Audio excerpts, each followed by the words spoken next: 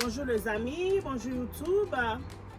Eza Wabino, la Germaine, vraiment.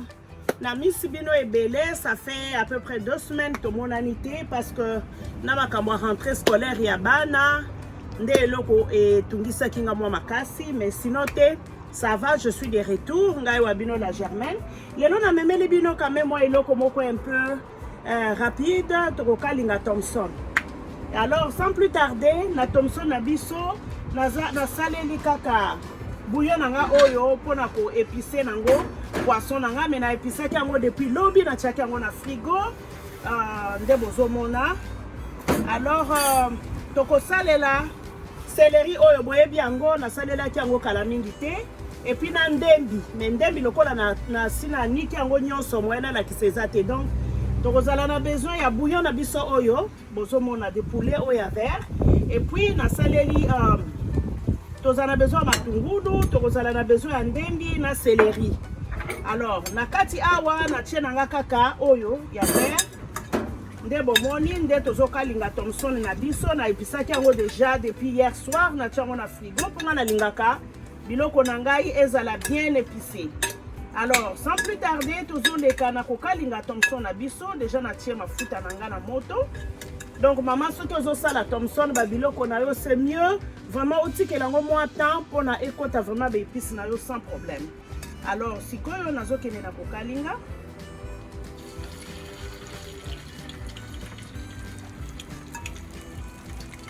nazotia yango na mafuta.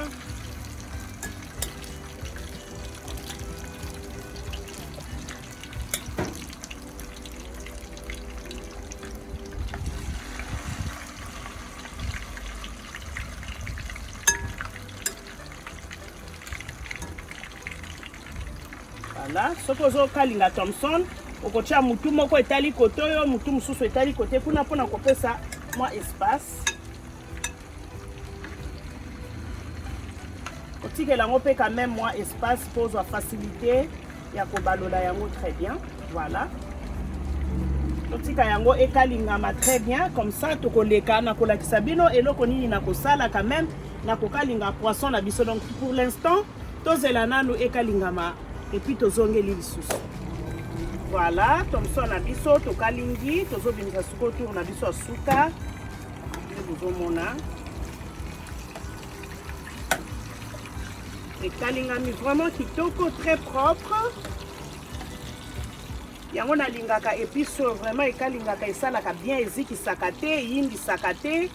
Poisson na biso vraiment eza kitoko na kitisi nde bozomona. Sikoyo tozoleka na tia lisusu mafuta mususu na moto oyo tozosalela nango ba abracadabra na biso oyo ya poisson na biso alelo. Bomoni vraiment poisson nde ekalingami kitoko ekauki makasi te eziki te, vraiment c'est vraiment très propre. Donc soki ozokalinga poisson oyo mpona recette oza na besoin ya kotia mpenza biloko ebele te tia kaka eloko oyo tout comme okotia mpe kaka mungwa ya pamba. En tout cas ekosala yango bien. Sikoyo ndenge tokalingi biloko na biso poisson na biso eza prêt. Sikoyo tozoleka na kotia matungulu na biso. Mafuta ekangi na moto bien mais ça va. Mafuta pe oyo kosalela ezala mingi te parce que tozosala yango lokola ya kotumba donc ekosala yango kitoko makasi. Oyo ezali céleri oyo. Donc na banzete nango nde oyo biso toliaka awa na Amérique céleri na biso na banzete oyo nango mobima nde bozomona. Donc osokoli céleri na o très bien na kati awa osokoli partout. Ale okati biloko nyonso tu oniki yango nde otuti yango. Ale osangisi yango na ndembi na yo nde esali boye. Voilà. Eza vraiment kitoko makasi ba mama bomeka. Eza bozota la vidéo c'est vrai mais tozosala tozobakisa na bamayele likolo ya misusu. En tout cas bomeka kosala yango bokozala déçu te. Eza vraiment recette moko très bien elubu moko vraiment très bon. Natia yango pe moi ingrédient oyo na kati mukie po esala yango lokola mwa mungwa moko ya mukie. Donc c'est ça. Nazotia yango nyonso. Voilà. Sikoyo tozotika yango ekalingama kitoko.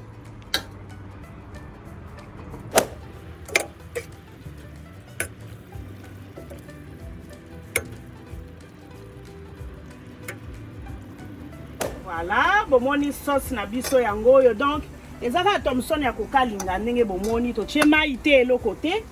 Mais biloko yo kaka nde to jouer nango. Vraiment bon meka. C'est vraiment trop bon. Eza trop kitoko. Eza te botala ka vidéo pamba te ba maman. Bon meka.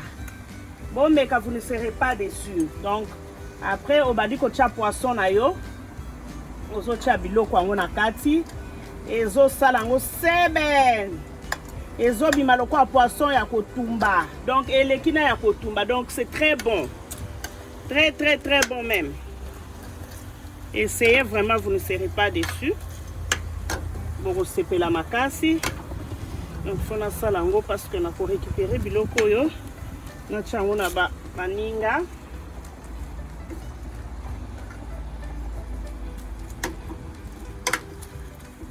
Il faut elle a vraiment un peu moins quantité quand même. Il y a bien. Biloko yango po ekoka quand même. Poisson na yo nyonso. Voilà, voilà. C'est ça. Donc, petit kango, ils ont mijoté moi moukié. Moni.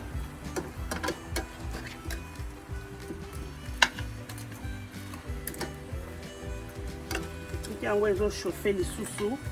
Ensemble, pour ça, lango kitoko ko lembisango les sous ça lango pété. Lokola ka poisson ya kotumba.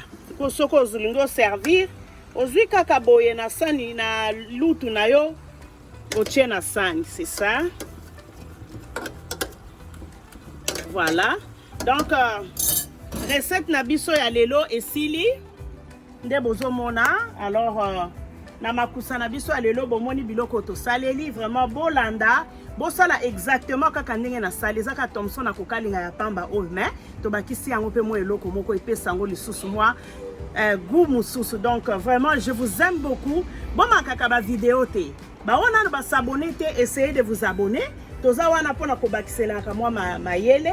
Donc na o nazaki nango lelo pona ko partager na bino yango. Voilà na o tozalaki nango mokolo lelo vraiment to lakisi esili. Vraiment n'oubliez pas de vous abonner, de commenter, de liker. Vraiment, je vous aime beaucoup. C'est la Germaine. Ciao.